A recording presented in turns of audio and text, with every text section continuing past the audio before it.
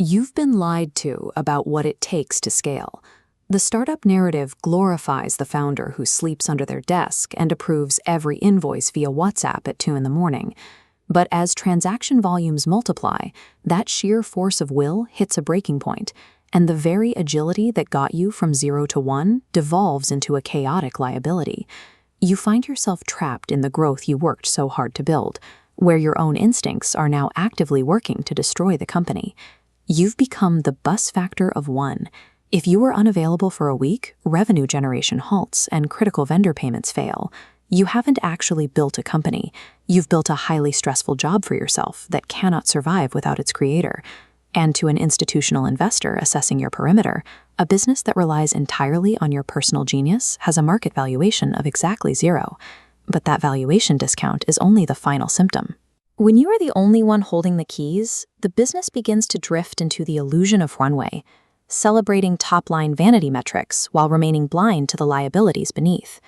The company doesn't die from a single explosion.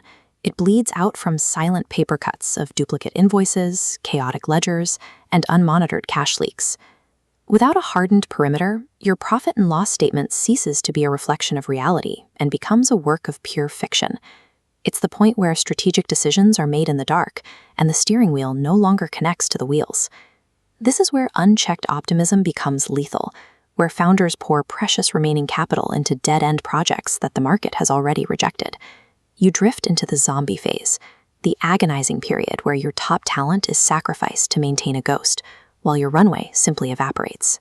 Without a circuit breaker for your own ego, you're on a runaway train, accelerating past every signal until the core business finally buckles. And while you're fighting these internal fires, the eyes of the market are finally turning toward your doors. This is the arrival of the institutional gaze, the moment venture capitalists and enterprise clients look past your pitch deck to assess your defensive perimeter. They aren't looking for passion, they're looking for negligence. And to an auditor, a lack of documented controls isn't scrappy agility, it's a fatal risk. It's the exact moment a $100 million valuation vaporizes because the system was only ever inside your head.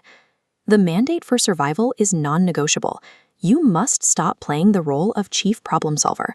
Your evolution is toward becoming the chief architect, the designer of a system where quality, delivery, and integrity are guaranteed by the process, not the person. It's time to move from relying on heroic effort to relying on systemic resilience. This is Scale or Sabotage, a tactical playbook for an agile, automated risk framework, stripped of bloated bureaucracy and built for the modern entrepreneur. You can build a business that outlasts you, or you can watch your own hustle tear it all down. The choice is in your systems.